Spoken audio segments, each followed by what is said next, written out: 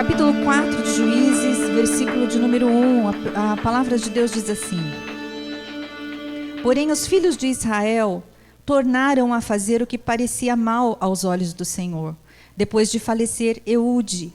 E vendeu-os o Senhor em mão de Jabim, rei de Canaã, que reinava em Azor, e Sísera era o capitão do seu exército, o qual então habitava em Harosete dos gentios.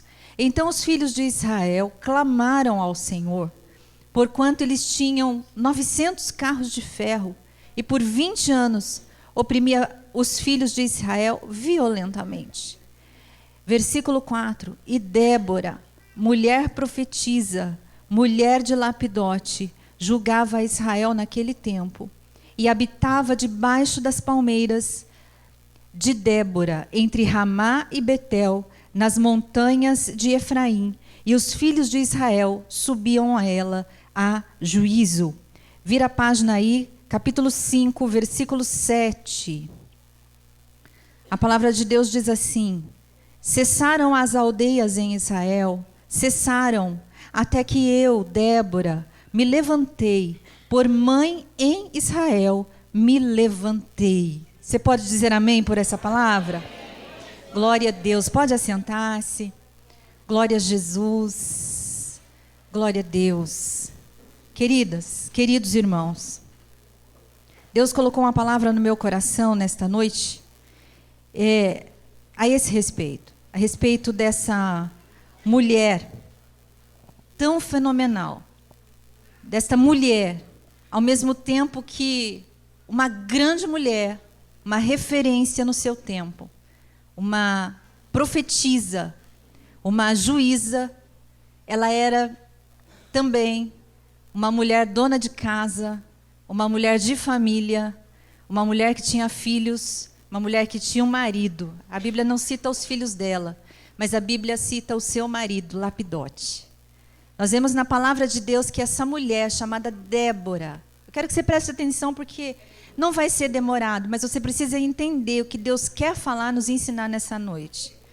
Débora, ela foi escolhida por Deus para esse tempo, para esse povo, para esse tempo do povo de Deus, de Israel. Um tempo dos juízes. A Bíblia fala que era um tempo em que as pessoas, eles andavam conforme dava na telha, sabe?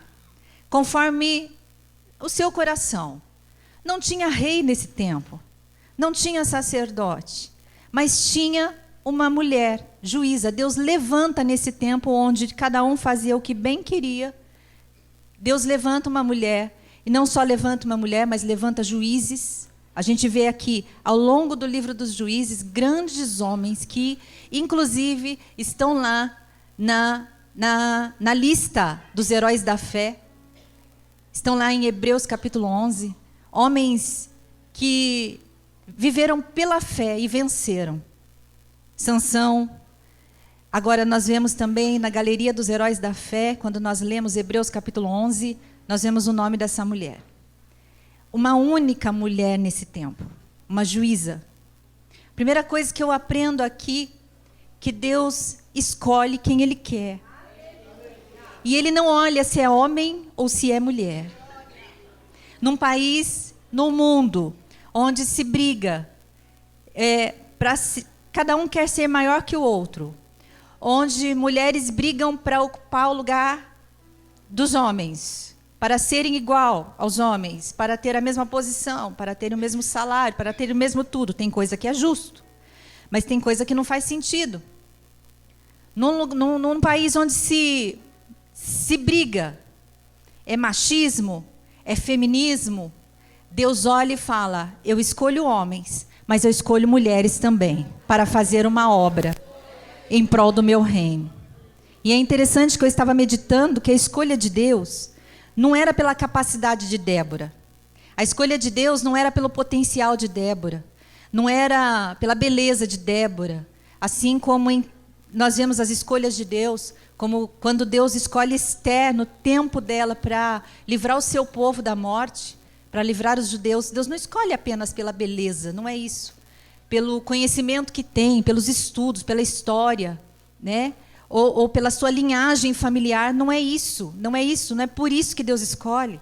Deus não escolhe ninguém, nenhuma mulher, nenhum homem, não chama para o ministério, não chama para acrescentar algo no seu reino, para pregar a palavra, para servir na igreja, para servir no mundo, para servir em prol do seu reino, porque essa pessoa tem capacidade, porque ela é boa, porque ela faz. Não, essa não é a visão de Deus. A gente vê que quando Deus escolhe Davi, ele encontra Davi e ele fala, né, ele fala ali na hora da unção, que aquele sacerdote vai ungir, e ele fala assim, não é esse, nenhum dos irmãos de Davi, mas Deus ele fala assim, eu não vejo como o homem vê. O homem vê o que está diante dos olhos. O Senhor, ele olha o coração. Ele olha o profundo do coração. Ele olha o desejo. Ele olha a vontade. Samuel olhou bem para Samar, olhou bem para os irmãos de Davi e disse, é esse. E Deus disse, não, não é esse. Disse, é esse. Não, olha o porte. Não, guerreiro. Não, não é esse. E Deus olha para Davi, porque tinha um coração voltado para ele. Tudo que Deus espera quando Ele nos escolhe, quando Ele escolhe alguém, tudo que Ele espera desse alguém é que esse alguém seja ligado ao seu coração. Deus não precisa de mulheres barulhentas. Deus não precisa de mulheres que façam uma história. Não, Deus precisa só de alguém com o coração dele, ligado ao coração dele. Deus só precisa de alguém sensível ao coração dele. Deus só precisa de alguém que ouça ele e transmita o que ele precisa transmitir ao povo. Débora era essa pessoa. A Bíblia diz que Débora, mulher profetisa, mulher de Lapidote, uma esposa, uma mulher dona de casa, ela julgava Israel naquele tempo. Como eu disse, num tempo onde os juízes eram homens, Deus levanta uma mulher e coloca ela em evidência. E quando eu leio no capítulo de número 5, eu li com vocês o versículo, lá nós vemos Débora cantando depois da vitória. Depois que ela tem vitória, porque Débora ela foi chamada para trazer vitória para o povo de Deus. Deus escolhe não por capacidade, Deus escolhe não por beleza, Deus escolhe segundo o seu coração. E Deus escolhe para que essa pessoa faça algo pelo seu reino, pelo seu povo. Não é nada para nós mesmos. Quando Deus nos chama e nos escolhe, não é para que a gente faça algo por nós mesmos, ou pela nossa casa, ou pela nossa família, ou pela nossa vida pessoal. Deus não nos chama pelo nosso próprio interesse. Deus não nos chama para que olhemos para nós e dizemos, eu vou fazer por isso e por isso eu vou fazer. Não. Deus nos chama porque Ele tem algo grande a fazer. E o interesse de Deus é o povo dele. O interesse de Deus aqui era o povo dele que estava em escravidão. Eu li aqui no capítulo 4, versículo 1, comecei lendo que o povo estava sob opressão. Eles estavam sob a opressão dos cananeus. A opressão estava já há 20 anos sobre o povo de Israel. E a Bíblia diz que o povo de Israel clama ao Senhor. Ele clama ao Senhor porque não estava mais suportando. E é nesse tempo que Deus levanta Débora. Quero dizer para você que é no tempo de aflição, que é no tempo de dor, muitas vezes, que Deus pode te levantar para fazer uma grande obra para Ele. E tudo tem a ver com o reino dEle. Era livramento. Deus queria usar Débora para trazer livramento ao seu povo. Eu não vou me pegar na história toda, porque eu vou pegar alguns pontos aqui do que o Senhor me deu para falar, é muito específico. Mas quando eu leio aqui esse texto, eu vejo uma Débora profetisa, que chama aquele capitão do exército e fala para ele assim, meu filho, Deus manda te dizer, vai e guerreia, porque o Senhor vai na tua frente. Deus vai na tua frente contra Jabim. E a vitória é certa. Eu vou te dar Sísera, o capitão do exército de Jabim, nas suas mãos. A Bíblia diz que aquele homem teve medo. E ele disse assim, eu vou, mas eu só vou se você for comigo. Interessante. A Bíblia diz que Débora vai com ele para a guerra, mas Débora não toma a frente da guerra. E ela disse para ele, porque você teve medo. A vitória, o triunfo, a coroação, o galardão não será teu, mas será de uma mulher. E a Bíblia diz que ele vai à guerra. A Bíblia diz que todo aquele exército é destruído. Aquele capitão que oprimia os filhos de Israel foge. E ele entra na tenda de uma mulher chamada Jael. E ali Jael, com a sua coragem, que eu não entendo que coragem é essa. A Bíblia diz que ela pega uma estaca e coloca na sua fronte e estaqueia ele no chão, dentro daquela tenda, enquanto ele dormia. Ela mata o inimigo dentro da sua tenda. Enquanto o inimigo fugia, o inimigo entrava dentro da tenda dela. Ela teve discernimento e disse, o inimigo do povo de Deus na minha tenda não fica vivo. O inimigo do povo de Deus dentro da minha casa não prevalece. Deu leite para ele, cobriu ele deitou, ela disse, dorme.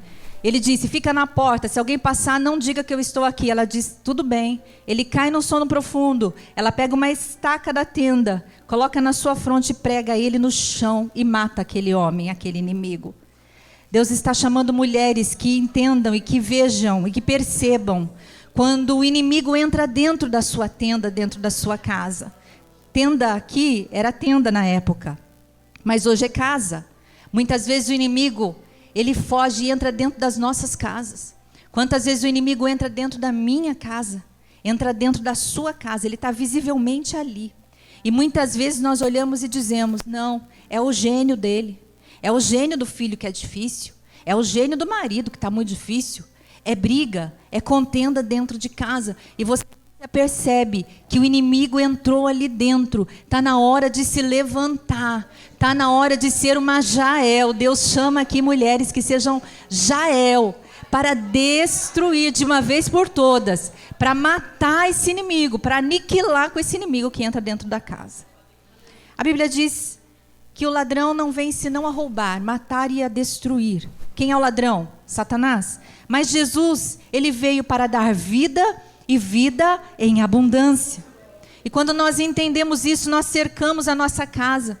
Eu não posso permitir que entre na minha casa um inimigo. Eu não posso permitir que entre na minha casa tudo aquilo que ele traz com ele. Eu não posso permitir. E pastora, como é que eu mato esse inimigo? Como é que eu destruo esse inimigo? Jejum e oração. Jejum e oração. Não tem outra arma. A sua estaca é jejum e oração. Jejum e oração. Jejum e oração. Pastora, mas faz 1 ano que o inimigo está lutando. Jejum e oração. Faz 2 anos, pastora. Jejum e oração. A sua família não será destruída se você manter a sua casa no jejum e na oração. Nós estamos vivendo um tempo que a gente quer ganhar a guerra sem usar armas espirituais. Nós vivemos um mundo natural, mas nós vivemos um mundo espiritual. Nós não podemos esquecer que há 2 mundos. Nós não podemos esquecer que há as regiões espirituais da maldade nos lugares celestiais, como diz Efésios no capítulo 1, que todos os dias luta conosco, todos os dias vem contra nós, vem contra a nossa casa, vem contra os nossos filhos, vem nos tirar da presença do Senhor, vem nos enfraquecer, vem tirar a vontade de orar. Não estou com vontade de orar, estou desanimada. Querido, inimigo, tem coisa aí. O desânimo espiritual não é natural. Ou você alimenta o seu espírito, ou você alimenta a sua carne e fica fraca. Toda vez que você alimenta a sua carne com as coisas do mundo, cada vez que você fica alimentando a sua carne, o seu espírito enfraquece. Como é que você vai orar? Como é que você vai jejuar se você tem alimentado apenas a sua carne?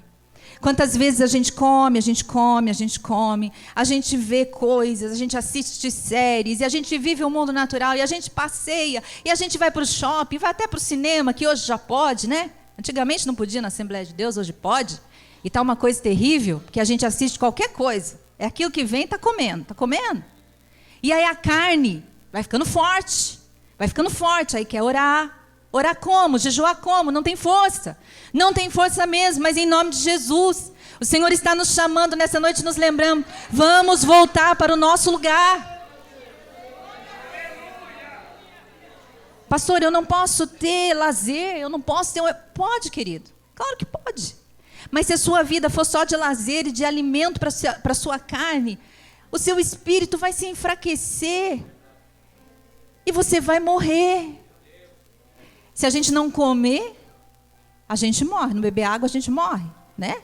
Nossa carne, nosso corpo. O espírito, se a gente não orar, jejuar, consagrar, ter comunhão com Deus, morre também. A morte é pior, porque morre o espírito. Morre, se separa de Deus, fica longe de Deus. E o Senhor está nos chamando nesta noite. Mas o que eu quero falar aqui é algo muito específico. Quando eu li Juízes 5:7, Débora no seu cântico, depois que aquele homem, Sísera, está morto dentro da tenda, está morto, foi vencido. O inimigo de Israel está vencido, está morto. Débora canta um cântico. A Bíblia diz que ela, juntamente com Baraque, cantam um cântico. E no capítulo 5, versículo 7, ela diz: cessaram as aldeias em Israel, cessaram, até que eu, Débora, me levantei, por mãe em Israel me levantei. Em outra versão diz assim: os guerreiros de Israel haviam desaparecido, já tinham desistido de lutar, até que eu, Débora, me levantei, por mãe em Israel me levantei. Quando eu leio Juízes capítulo 4 e versículo de número 5, eu leio na palavra de Deus que Débora habitava debaixo das palmeiras de Débora, as palmeiras com o seu próprio nome, entre Ramá e Betel, nas montanhas de Efraim, e os filhos de Israel subiam a ela a juízo. As palmeiras onde Débora habitava, onde ela ficava dia após dia, era o seu lugar de trabalho.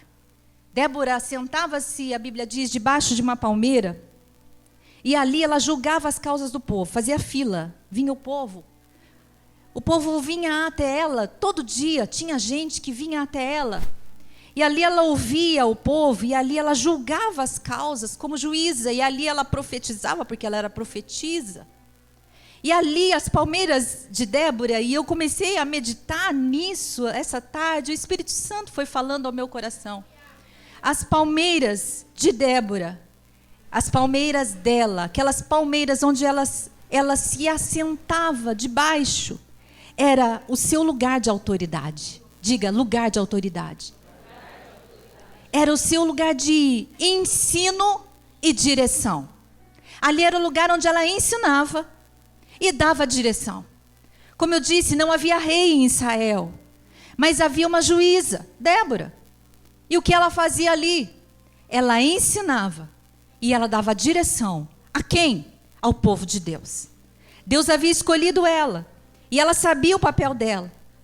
Ela se assentava, não sei por que ela não se assentava num lugar fechado, numa sala, num gabinete, mas ela não se assentava em lugares fechados. Ela se assentava num lugar totalmente acessível, aonde qualquer um que quisesse chegar, chegava e falava com ela. E o Espírito Santo foi falando ao meu coração nessa tarde, que Deus dá, e eu quero falar um pouco aqui com as mães, Deus dá a nós mães, porque eu também sou mãe de 3. Deus dá a nós mães lugares de autoridade. Cada uma de nós que estamos aqui nessa noite, temos também um lugar de autoridade dado por Deus, como Deus deu para Débora, um lugar de autoridade debaixo das palmeiras. Cada uma de nós que estamos aqui nessa noite temos as palmeiras, lugar de autoridade, lugar de ensino, lugar de acesso. Pega isso para você. Lugar de autoridade, lugar de ensino, lugar de acesso, lugar de direção. Talvez como mães, as suas palmeiras seja a beira do fogão. Talvez como mãe, o seu lugar de autoridade, de acesso, de direção, seja a mesa da cozinha. Talvez o seu lugar de acesso seja a sua cama, onde seu filho chega e senta ali na beirinha um pouquinho com você. Ou seja, a beira da cama do seu filho também. Talvez, quando eu falo mesa, seja o lugar onde vocês se reúnem, quem sabe uma vez por semana, para comer, que hoje está difícil. Cada um trabalha num horário, lá em casa eu sei como é, porque em casa é assim também, cada um chega num horário para comer. Tem aquele dia, sempre tem aquele momento, aquele momentozinho, que seja no almoço, seja no café da tarde, a gente tem a oportunidade de ter um dos filhos assentados à mesa com a gente. E Deus foi falando para mim que Ele tem dado lugar de autoridade, de acesso. E esse acesso não é só físico, mas é emocional também. E Ele tem dado, às vezes, no carro, a você como motorista levando o seu filho para a escola. Como mãe que você é. Você que carrega seu filho. Ou na sua cama, quando eles vão se aninhar lá na sua cama, como acontece na minha casa. E são 3 enormes e eles tentam deitar todos juntos, mas não dá mais, né? Não cabe. A cama pode ser a maior que for, não tem jeito. King size que seja, não cabe mais. Mas sempre um vem se aninhar. Seja no sofá, quando a gente está sentado. E Deus começou a me dizer, Deus começou a ministrar no meu coração. Eu estou chamando de novo mulheres para o lugar de autoridade que elas desocuparam. Pessoas mal intencionadas, amigos mal intencionados, têm achado um lugar de autoridade na vida dos nossos filhos. Amigos tóxicos, amigos que não têm nada para entregar, muito pelo contrário, têm achado um lugar para conversar, para falar, para influenciar.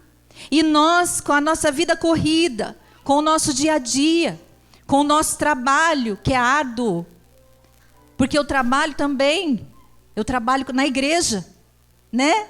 É um trabalho de todo dia, muitas vezes eu fico na igreja a maior parte do tempo, do dia também. E eu estou falando para vocês algo que eu tenho vivido, Deus tem me chamado de novo para o lugar de autoridade que eu desocupei. Quantas vezes a gente que ia para o fogão preparar um bolo do café da tarde, por exemplo, a gente abriu mão disso e disse, compra pronto. Mas aquele cheiro de bolo na sua casa fala fortemente no coração do teu filho. Pensa que não? Memórias. Aquela oportunidade que você tem de cozinhar algo para ele que ele gosta. É uma oportunidade de trazê-lo para perto, é estratégias. Jesus era aqui na terra, quando ele estava aqui, ele usava estratégia para alcançar o povo. Ele curava. E as curas eram estratégia, era para mostrar a glória de Deus, mas também era para alcançar os necessitados. Tem refeições que curam. Às vezes a gente quer, eu não quero ir para o fogão, eu não quero ser dona de casa. Satanás tem tirado essa alegria de mulheres e dizendo, você não tem que ficar dentro de casa cozinhando para os seus filhos, porque você tem sua vida. Porque você estudou, você tem seu trabalho. Eu conversei com uma mãe, que quando os filhos, ela teve o primeiro filho, ela precisou se afastar, formada, trabalhando em banco, tendo ali, ela olhando para a sua carreira, a possibilidade de crescer. E ela disse para mim, pastor, eu não sei o que fazer, eu tenho uma criança para cuidar e eu tenho um trabalho também para fazer. O que eu faço? Eu falei, se você pode deixar o seu trabalho, deixa o seu trabalho e cuida do seu filho. Eu não estou dizendo para todas fazerem isso, porque tem gente que não pode deixar o seu trabalho. Mas eu digo, se você tem filho e você pode, deixa o seu trabalho e cuida dos seus filhos. Cuida da herança que Deus te deu, porque ninguém vai cuidar melhor do que você. Por melhor que seja, ninguém vai educar melhor do que você. Ninguém vai instruir melhor do que você. Ninguém vai amar mais do que você. Ninguém vai tocar mais, melhor do que você. E às vezes a gente se apega tanto, não, porque eu tenho que ganhar dinheiro, eu tenho que ganhar dinheiro. E não é isso que Deus quer. Nós precisamos deixar um legado, e que legado nós estamos deixando para a próxima geração? É uma vida diferenciada. Eu cresci num tempo em que as mulheres ficavam em casa, servindo a casa. Hoje já não é mais possível, eu entendo isso. Mas às vezes nós estamos perdendo as oportunidades que temos de estarmos naquele lugar de acesso. Nós estamos perdendo a oportunidade de abrir um lugar de acesso para os nossos filhos, de sentar debaixo da palmeira e dizer: vem, meu filho, eu quero te ouvir, conversa comigo. Às vezes eu pego um dos meus filhos, e fiz isso a semana passada, e eu falei: filho, eu tenho algo para trocar no shopping, eu preciso ir lá em São José, eu dirijo. Mas eu falei: você me leva? Estratégia, oportunidade. Leva a mãe. É muito difícil, eles trabalham muito, eles quase não têm tempo. E naquele dia ele estava de folga. E eu me lembro que ele entrou no carro e já ligou o som bem alto e foi lá, tocando hino. Pouco conversou. Chegamos, falei: você quer tomar um café? Vamos tomar um café com a mãe? Ele sentou, ficou quietinho, pedimos o café, ele ficou quietinho, não pegou o celular, mas ficou me olhando, e eu comecei: filho, está tudo bem? Como é que está seu trabalho? Como é que está a faculdade? E eu fui puxando, e eu fui conversando. E ali, irmãs, eu pude ouvir coisas que eu não estava imaginando que estava passando. Preocupações e ansiedade que ele estava tendo naquele momento, que eu não estava imaginando que ele estava vivendo naquele momento. Deus está nos chamando para ocuparmos alguns lugares. Quantas vezes os meus filhos falam, um deles fala assim: mãe, eu estou com vontade de comer tal coisa, eu largo tudo. Eu vou para a cozinha. Eu largo, tem atendimento na igreja, muitas vezes eu falo: marca para outro dia. Eu preciso dar atenção. Eu preciso desse momento. E como é gostoso, né? Quando eles olham e falam: é a melhor comida. É o arroz, é o feijão, é o bife e a batata frita. Mas para eles, mãe, é o melhor bife, mãe. É a melhor batata. Ninguém frita a batata melhor do que a senhora. Como é bom. Lugar de acesso. Deus é esse Pai que nos dá acesso. Deus não fecha a porta para nós. Deus é tão maravilhoso. E o amor de Deus, ele se assemelha, ele mesmo diz que o amor dele é muito semelhante ao amor de mãe. O amor de uma mãe. Um amor intenso. Um amor incondicional. Mas Satanás, ele tem vindo nesses últimos dias para afastar mães e filhos, pais e filhos. Quantas vezes as nossas frustrações acabam nos afastando deles, porque eles não são aquilo que a gente esperava, mas não são mesmo. Quantas vezes a gente espera que seja, né? Quantas vezes a gente faz planos, quero que seja assim. Quando eu tive o meu primeiro filho, quando ele fez 18, 19 anos, eu vi que eu estava tudo errada. Eu falei: Jesus, eu tenho que deixar esse menino crescer. Eu percebi, quando ele tinha 19 anos, que eu ainda dominava a vida dele, que eu ainda conduzia a vida dele. E eu falei: eu tenho que deixar esse menino errar e aprender. Os nossos filhos, irmãos, eles precisam aprender com os erros, porque foi assim que a gente aprendeu. É apanhando que se aprende. A gente quer protegê-los de todo jeito, a gente não quer que eles erram. Mas é errando. Muitas vezes, não é a melhor forma de aprender, mas fazer o quê? É muitas vezes errando que a gente aprende. E às vezes nós não damos a autonomia para os nossos filhos. Estava conversando com uma menina que está hoje com 33 anos, e ela falou para mim: pastora, com 23 anos eu não tinha autonomia. Eu tive que sair da minha casa porque eu não aguentava a minha mãe. Porque a minha mãe falava assim: você tem que fazer assim e assim, porque eu aprendi assim e com você é assim. Mãe, eu tenho 23 anos, mas para mim você é uma criança. Como assim? Ela disse: pastora, eu tive que sair de casa. Fui morar sozinha. Não é pior? Nós temos que aprender a deixar nossos filhos andar com as próprias pernas. Mas sempre mostrando para eles: olha para Jesus. Olha para Jesus, meu filho. Caminha segundo a vontade de Deus. Se Deus não guardar a casa, em vão vigia a sentinela. Se Deus não guardar seus filhos, você pode guardá-los do jeito que for, vai dar errado. Vai dar errado, eu te digo, vai dar errado. Fala aqui quem tem experiência. Eu tenho um de 25, um de 22 e um de 18. Vai dar errado, não adianta se a gente não confiar em Deus e dizer, Deus cuida dele, e aconselhar, mas confiar no Senhor, dá errado. Mas esses lugares, esse lugar de Débora, essa palmeira de Débora, era um lugar de direcionamento. E Deus disse para mim, eu preciso voltar essas mulheres de novo para debaixo das palmeiras, para os lugares de acesso. Não só mulheres. Aqui tem homens, tem pais aqui também, que precisam dar acesso para os seus filhos. Precisam dar oportunidade para esses filhos falarem. Precisa abrir um canal de comunicação com esses filhos. Eu não sei quais os problemas aquele povo de Israel trazia para Débora, mas eu posso imaginar que eram questões difíceis. Não foi à toa que Deus escolheu uma juíza. Porque uma juíza tinha conhecimento de causa, para julgar causas muito difíceis. Não era ali uma conselheira apenas, mas era uma juíza que escutava a causa e tinha que ter sabedoria. Ela tinha para poder resolver os problemas, mas ela tinha acesso. E a Bíblia diz que ela se levanta. Quando Débora diz que se levanta, que eu li lá no capítulo 5, versículo 7, ela diz, eu me levantei. E a Bíblia diz que ali, quando a Bíblia diz, cessaram as aldeias, aqui está dizendo assim, quando o exército foi destruído, quando o povo não queria mais nada, quando a situação estava difícil, quando a nação estava oprimida, eu me levantei, diz Débora, me levantei, como mãe em Israel, eu me levantei. Deus está nos chamando aqui nessa noite para voltarmos para esses lugares, porque nós precisamos voltar a ensinar os nossos filhos no princípio da palavra de Deus. Provérbios 22:6 diz, ensina a criança no caminho em que deve andar, e quando ele envelhecer, até quando for velho, não se desviará dele. Ensina a criança.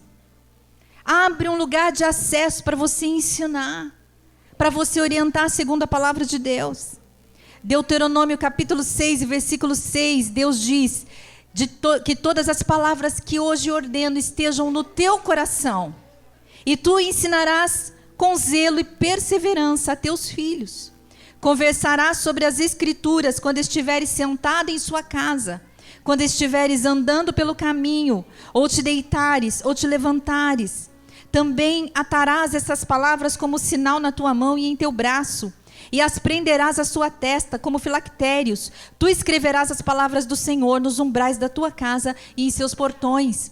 Deus está dizendo, inculca. Na minha versão aqui diz, inculca a palavra. Fala, fala, fala, fala, fala. Não se canse, persevere. Fale da palavra. Abra um lugar de acesso e converse com Ele. Fale da palavra andando pelo caminho. Fale da palavra no carro, dirigindo com Ele, levando para a escola. Fale da palavra lá em casa, na beira do fogão, cozinhando, quando ele estiver perto, rodeando o fogão, porque está com fome. Fale da palavra à mesa, sentado à mesa, no café. Fale da palavra. Fale de Jesus. Fale do céu. Fale da volta de Jesus. Fale da palavra, inculca, inculca, fale, fale, fale, não se canse. Fala hoje, fala amanhã, fala depois de amanhã. Não se canse de falar, fala, fala, porque Deus transforma. Enquanto você fala, o Espírito Santo trabalha. Enquanto você fala, o Espírito Santo trabalha. Oh, aleluia! Assim como eu estou falando, o Espírito Santo está trabalhando em cada coração aqui. Quando você fala de Deus para os seus filhos, quem fala mais alto é o Espírito Santo. E a primeira palavra que Deus fala aqui nesse versículo de Deuteronômio é que todas as palavras primeiro estejam no teu coração. Quando a palavra está no teu coração, fica fácil de falar para os seus filhos. Você precisa ter a palavra no teu coração. Essa palavra precisa ser verdade na tua vida, verdade. Não só estudada, mas uma verdade crida. Você precisa crer nessa palavra. E você precisa fazer o que essa palavra diz, viver essa palavra. Você vai ter tudo para sentar e dizer: meu filho, a palavra de Deus diz assim, e diz assim, e diz assim. E ele vai parar e vai ouvir, porque o Espírito Santo vai fazer ele parar e ouvir. Ensine os princípios da palavra. Pastor, o que eu falo para o meu filho? Eu não sei mais o que falar.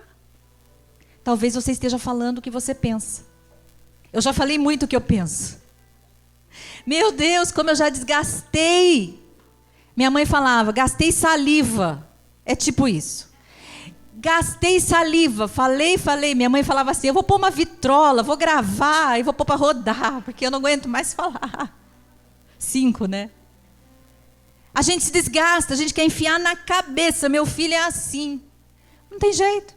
Mas quando você entra com a palavra de Deus, tudo muda. Primeira oração pelos nossos filhos. Não tem outro segredo, irmão e irmã. Você quer ter um filho crente, servo de Deus, fiel. Não adianta falação na cabeça dele, perturbação. Não adianta perturbar, porque mãe perturba. Vocês estão rindo? Está servindo. Mãe perturba, gente.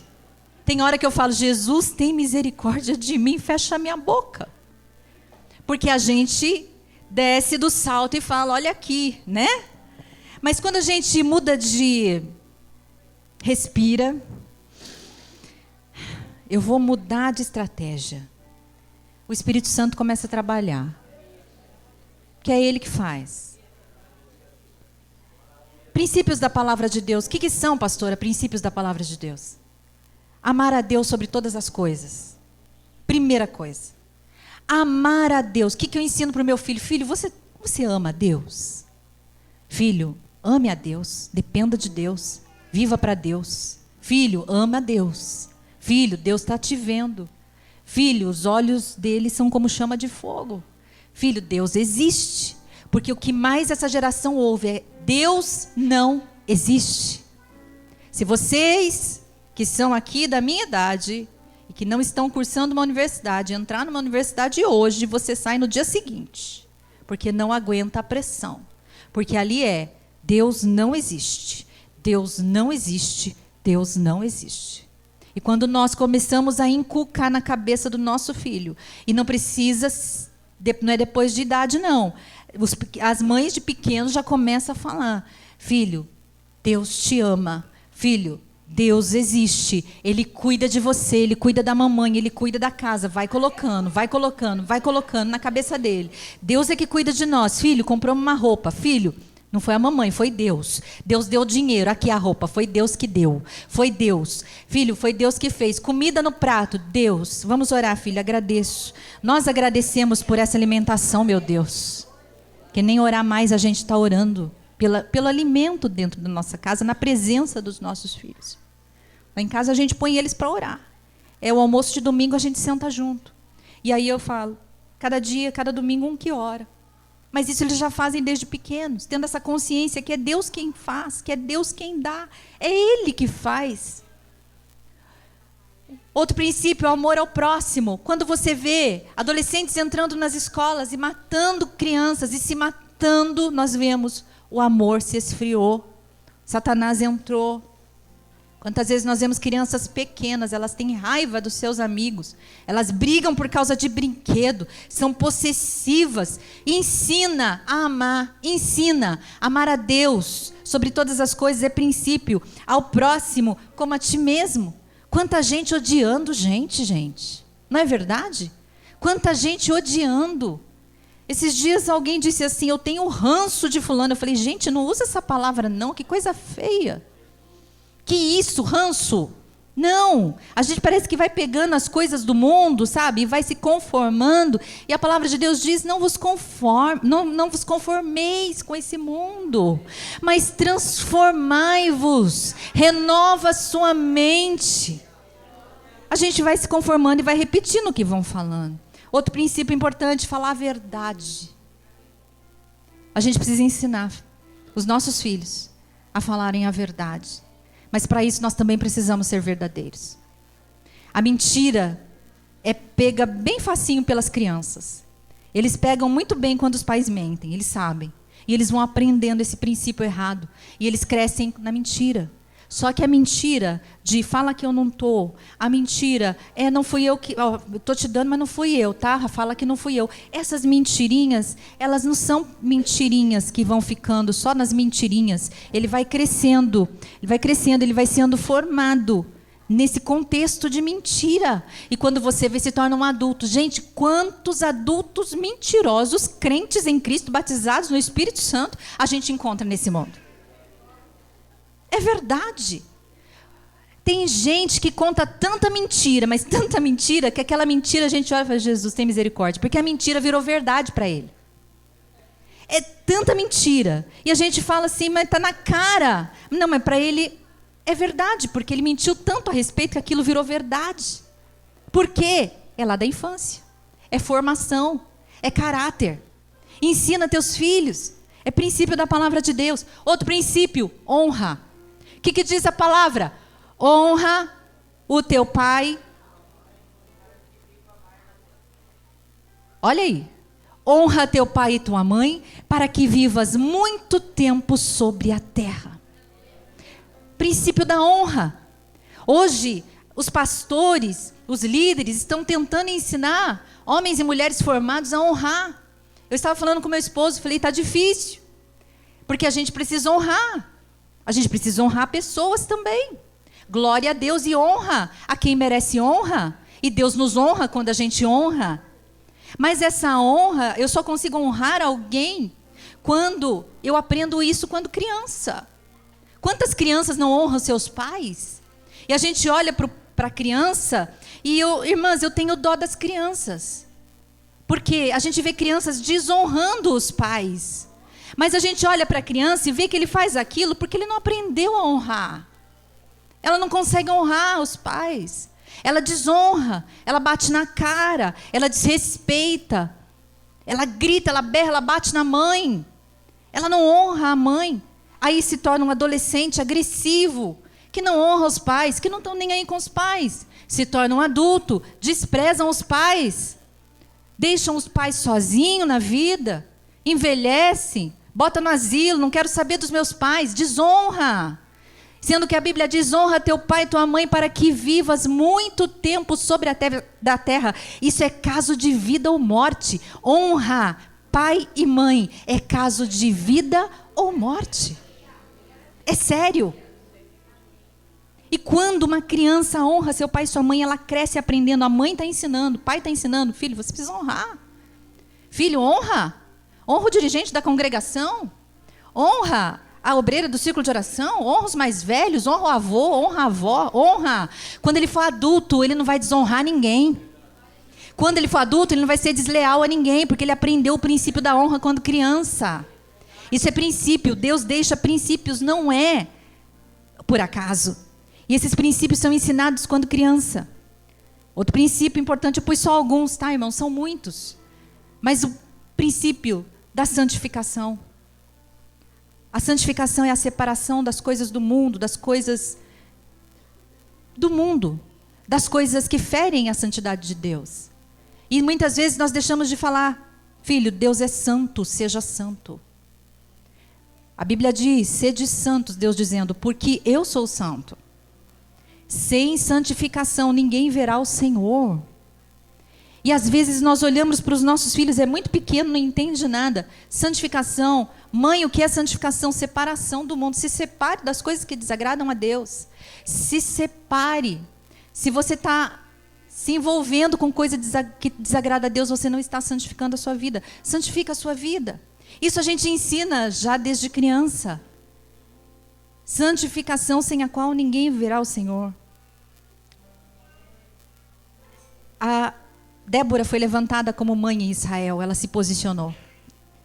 E mãe, além de gerar, mãe, além de educar, de ensinar, de proteger, que a gente protege igual uma leoa, mãe também corrige. Nós estamos vivendo um tempo em que os filhos não são corrigidos. Não estou generalizando, mas tem muitos filhos que não são corrigidos.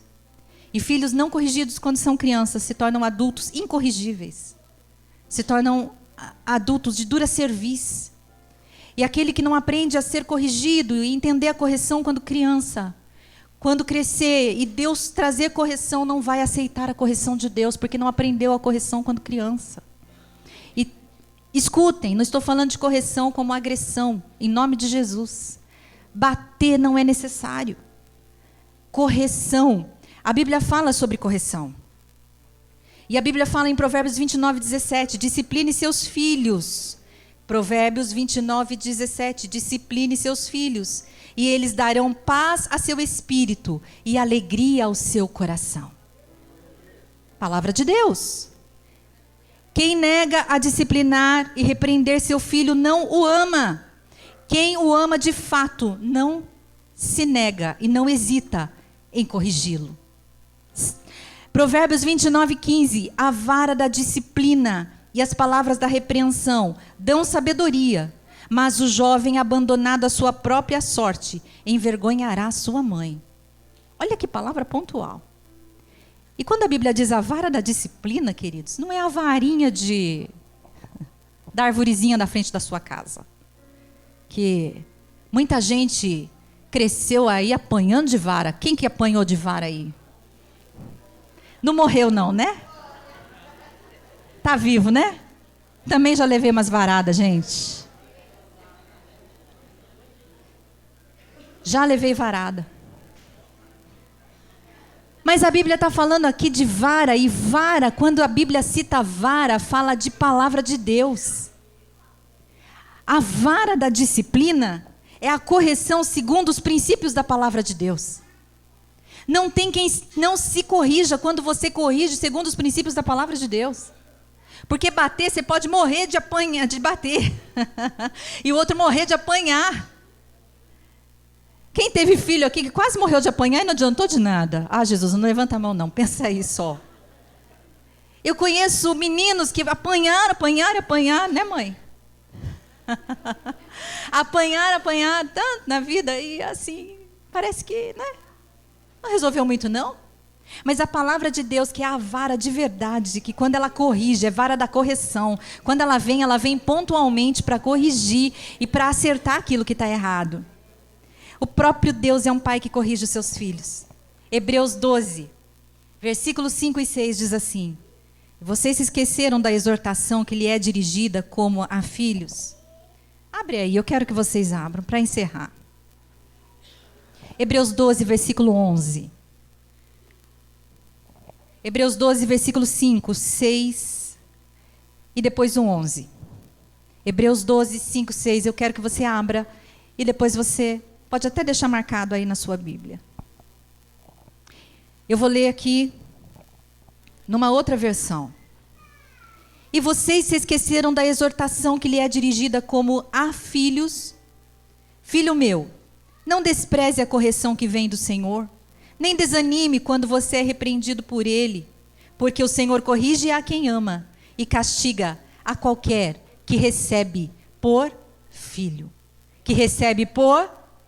O Senhor corrige a quem? E castiga a qualquer que recebe por... Aí olha o versículo 11. Toda correção de fato, no momento em que ocorre, não nos parece ser motivo de contentamento. Oh, que alegria, eu fui corrigido. Não, é ruim. Mas de frustração. Mais tarde, no entanto, produz fruto de justiça e paz para todos aqueles que por ela foram disciplinados. Olha o que a Bíblia está dizendo, que a correção produz fruto de justiça e paz para todos aqueles que por ela foram disciplinados. A disciplina que vem do Senhor, a disciplina que você dá para o seu filho que vem da palavra, ela produz fruto de justiça e paz. Ela traz resultado bom lá na frente. Deus nos corrige como filhos. E como é que nós não vamos corrigir os nossos filhos? Nós estamos vivendo uma sociedade incorrigível, uma sociedade terrível, em que a mãe fica, ela corrige, depois ela vai chorar. Eu estou falando que eu já vivi isso. Eu não entendia a correção como sendo algo bom. Quantas vezes eu sentava, corrigia o meu filho, falava com ele, corrigia, e depois eu ia para o quarto chorar, porque eu tinha achado, eu fui muito dura, eu não devia ter corrigido. E aí eu fui entender que a correção quando ela é feita segundo a palavra de Deus, ela vai produzir fruto de justiça.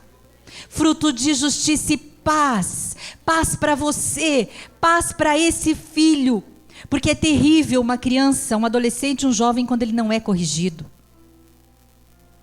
Quando eu vejo uma criança dando muito trabalho para uma mãe, a gente sabe que muitas vezes as crianças dão trabalho, porque às vezes ela dá tanto trabalho que eu vejo mãe chorar muitas vezes porque não está suportando.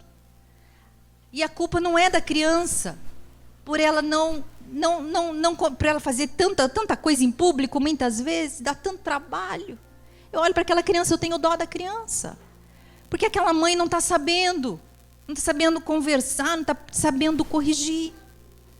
Mas Deus está aqui nessa noite nos chamando para o lugar de volta, para o nosso lugar de mãe. Assim como Débora disse, eu me levantei. O Senhor está querendo aqui nessa noite te levantar, você e eu novamente, colocar-nos no lugar debaixo da palmeira, no lugar de acesso, naquele lugar que você já abriu mão. Tem muita gente tendo acesso a seus filhos, tem muitos amigos tendo acesso, muito acesso fácil dos outros e pouco acesso seu. Abra o caminho para ele, volta para debaixo da palmeira, deixa Deus te usar para esse filho. Seu primeiro chamado, seu primeiro ministério é dentro da tua casa. Porque uma casa bem estruturada traz um ministério na igreja também bem estruturado. Quando você consegue resolver as coisas que também é luta diária, irmãs, é diário. Quando você consegue começar a mover as coisas dentro da tua casa e acertar as coisas dentro da tua casa, automaticamente o teu ministério, tudo começa a andar. Deus está nos chamando para dar uma olhada lá dentro da nossa casa hoje. E para nós nos posicionarmos e voltarmos para o lugar de acesso. Para sermos como Débora, porque o inimigo, ele está trazendo opressão. Quanta opressão na mente dos nossos filhos. E esse acesso que eu estou falando não é apenas físico. Porque às vezes a gente está presente fisicamente, mas a gente está de corpo presente, sabe? Mas a cabeça, os sentimentos, os pensamentos, as emoções estão muito longe. Quantas vezes eu me peguei dentro de casa, presente, mas eu estava totalmente ausente. Deus está chamando aqui mulheres, e essa é uma festa de mulheres, e não é possível. No Dia das Mulheres, que é um único dia, a gente tem que falar para as mulheres. Os irmãos aí dão glória. Deus está nos chamando de volta para esse lugar, porque Ele tem uma geração que está crescendo aí. E é a geração que vai levar essa igreja adiante. Enquanto Jesus não voltar, nós vamos preparando nossos filhos. Enquanto Jesus não voltar, nós vamos preparando os nossos netos. Nós vamos preparando essa geração para aquilo que Ele vai fazer com esse povo, com essa igreja, com esse mundo, na geração que está vindo aí. Mas e se a minha casa perecer? Nós não podemos nos conformar. Eu nunca vi um tempo tão difícil onde as famílias estão perdendo seus filhos dentro da igreja. Eles crescem na igreja, quando faz 13, 14, 15 anos, desaparecem, somem, não querem mais servir ao Senhor, não querem mais estar dentro da igreja. Não espere a igreja ensinar a palavra. Não espere a igreja falar com eles. Às vezes tem alguém que fala assim, mas tem que fazer mais trabalho com criança, mas tem que ensinar, mas tem que ter tia para criança, mas tem que ter culto para criança, mas tem que fazer culto para criança. Tem, mas o que é que você está fazendo dentro da sua casa com o seu filho, pessoalmente, olho no olho? Você vai ajudar a igreja se cada um de nós ensinarmos o nosso filho, nós estamos ajudando a igreja. É mais fácil nós alcançarmos o coração dos nossos filhos do que uma tia de escola dominical alcançar os nossos filhos. Porque ali eles estão inteiros diante de nós. Seus olhinhos estão olhando para nós. E muitas vezes, irmãos, uma mão na cabeça resolve muita coisa. E uma oração poderosa de uma mãe resolve muita coisa. Talvez você está dizendo aí, mas eu sou tão falha, mas eu sou tão pecadora, mas eu sou cheia de fraquezas, mas eu tenho tantos defeitos. O Senhor não está olhando os seus defeitos, Ele está esperando que você coloque as mãos sobre os seus filhos e abençoe a vida deles. Mas, pastora, meus filhos são adultos, chama eles, põe a mão na cabeça deles, ore por eles, abençoa eles. Como pastora, muitas vezes eu me peguei cuidando de muita gente e deixando de olhar mais atentamente para dentro da minha casa. E quando eu vi, o meu filho, um dos meus filhos estava numa ansiedade desesperadora. Porque a luta entra na casa de pastor também. O mal entra na casa de pastor também. O diabo vem também na casa de pastor também, vem. Porque ele não bate na porta e fala assim, peraí, deixa eu entrar, posso? Ele fala assim, não, aqui é casa de pastor, não entro não. Ele entra sim. Ele entra, infelizmente ele entra. Assim como o inimigo entrou na tenda de Jael, o inimigo vem e ele entra. E eu vi o meu filho desanimado, só dormia. Acabou o ensino médio, não queria fazer faculdade. Eu falei, tem alguma coisa errada. Mãe, não vou fazer. Mãe, não quero trabalhar. A vida do menino era dormir até meio-dia, levantar, comer, voltar para o quarto, escuro, dormir de novo. Pastor, aconteceu isso na sua casa? Aconteceu. E eu abria a porta do quarto, eu olhava para ele lá dentro, eu falava, Jesus, tem misericórdia? Eu não sei mais o que fazer. Porque falar, já tinha falado muito. Meu esposo, que é contador de história, já tinha contado toda a história dele, de como ele venceu na vida. Nas 2 faculdades que ele fez. E como ele se preparou para a vida. Cansou. Eu falei, Senhor, eu não sei mais o que fazer. Já sei que eu vou fazer médico. Marca médico. E orando. Mas orando assim, generalizadamente. Orando pelos 3, orando assim. Sem um propósito definido. Eu me lembro que eu marquei médico para ele. Levei no médico. Tudo que o médico falava que ele tinha que fazer, os exames que ele tinha que fazer, eu estava do lado e ele falava assim, tá bom, vou fazer. Peguei todos os exames, filho, vamos para o laboratório, não quero. Filho, remédio, mandei fazer fórmula, toma. Mãe, não quero tomar remédio. Tá bom, então o caso é, liguei para o médico falou, encaminha para o psicólogo, foi fazer terapia. Vai fazer terapia, não consegue falar o que tem. Fica 3 meses na terapia, não quero mais. Tá bom. Volta para o quarto dormir. E volta para o quarto dormir. E volta para o quarto dormir. Uma ansiedade imensa. E eu comecei a falar com Deus. Deus, o que é que está acontecendo? E Deus disse, repreende o inimigo. E Deus disse, repreende o inimigo. Ora por ele. Eu estava deitado um dia, na minha cama, tentando pegar no sono e assim... Senhor, eu estou tão preocupada com ele. Senhor, o que é que eu faço? Eu já orei. O Senhor disse, faz um propósito. Ora por ele todos os dias à noite. Vai lá e coloca a mão na cabeça dele. E ora por ele. É engraçado, né? Porque eu já estava orando, mas não especificamente, não pondo a mão sobre a cabeça dele, fazendo um propósito todo dia. Tá bom, Senhor. Levantei, fui no quarto, ele já estava dormindo. Acordei ele, filho, a mãe quer orar por você. Ele sentou na cama. Eu falei, eu vou orar por você a partir de hoje. Mas por que, mãe? Eu falei, não sei. O Senhor mandou eu fazer isso. Você não está bem. Mas eu vou orar. E eu pus a mão sobre a cabeça dele e comecei a orar. Repreender tudo que era mal.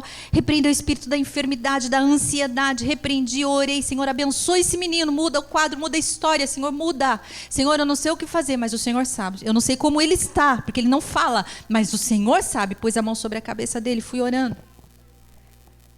Deitou, voltei para o quarto. Orei no primeiro dia, orei no segundo dia, orei no terceiro dia. No quarto dia ele saiu do quarto e disse, mãe, eu acho que eu vou fazer faculdade.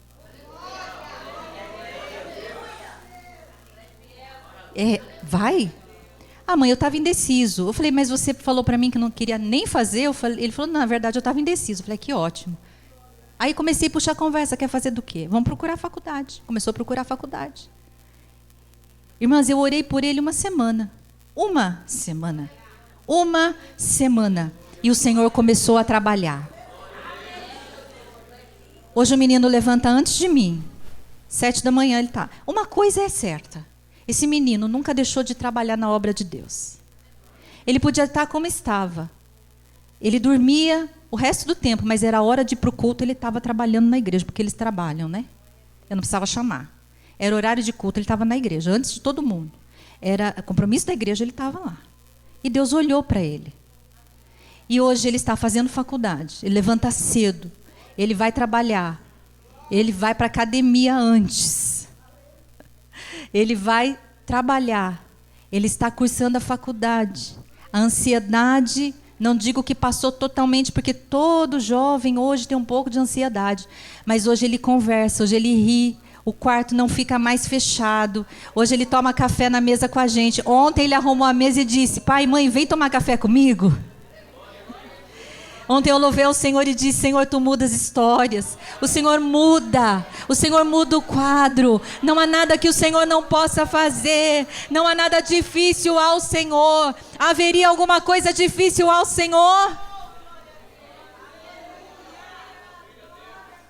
O diabo vem, o ladrão vem, que é o diabo, vem senão a roubar, matar e destruir. Mas o Senhor Jesus veio para dar vida e vida em abundância. Eu não sei o que você está vivendo, mas eu sei que hoje é noite de vitória. Eu sei que hoje Deus está entrando na vida de filhos aqui nessa noite, em casas, em lares, aqui nessa noite para trazer vitória. Fique em pé, se coloque em pé. Você vai voltar para o seu lugar de acesso. Você vai voltar para debaixo da palmeira. Você vai voltar para o lugar acessível. Você vai voltar para dentro da sua casa nessa noite. Você vai voltar para a vida dos seus filhos. Nunca sair de casa, pastora, mas você vai voltar nas suas emoções. Você vai ter alegria de cuidar da sua casa, de cuidar dos seus filhos. Deus vai tratar com eles. Não é você quem faz, é Ele. Ele cuida, Ele zela. Eu estava falando com uma mãe que está com seu filho preso. Eu disse: confia, confia, confia. Deus alcança ele lá na prisão. Deus alcança ele na cadeia, onde seus olhos não podem vê-lo. O Senhor está vendo e está cuidando dele. Feche seus olhos.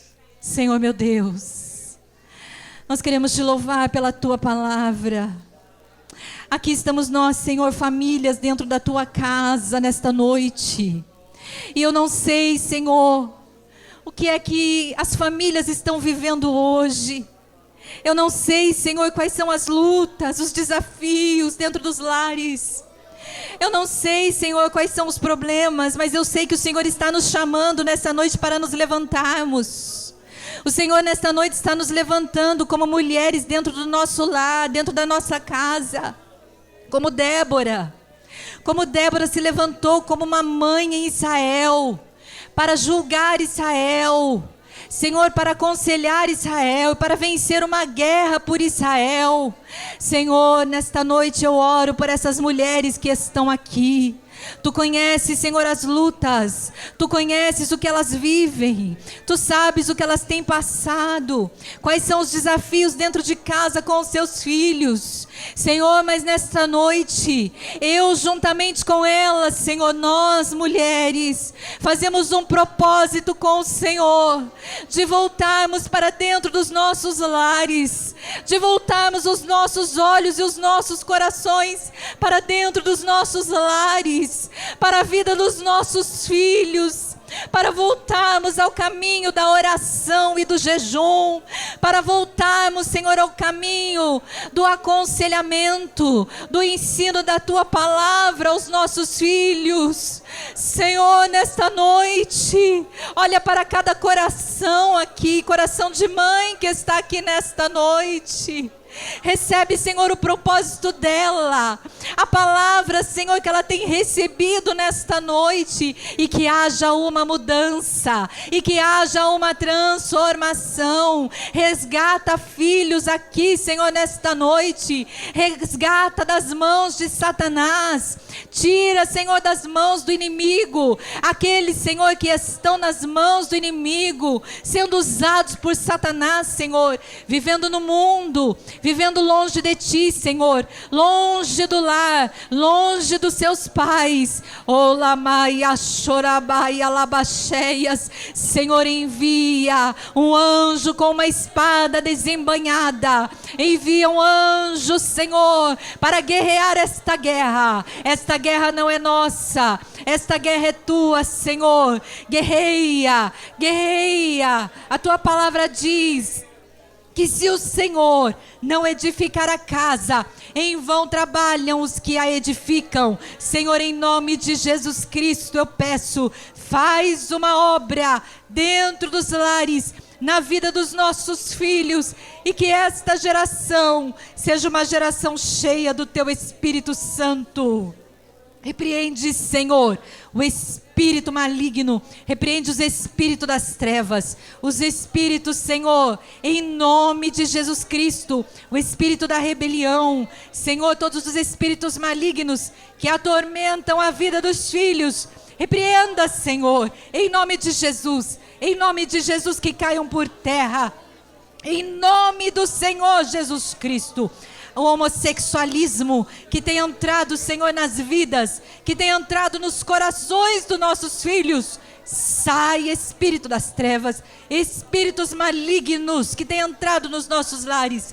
Senhor, eu levanto a minha mão nesta noite para abençoar as famílias da Tua igreja, porque são mais do que vencedores, em nome do Senhor Jesus, em nome do Senhor Jesus.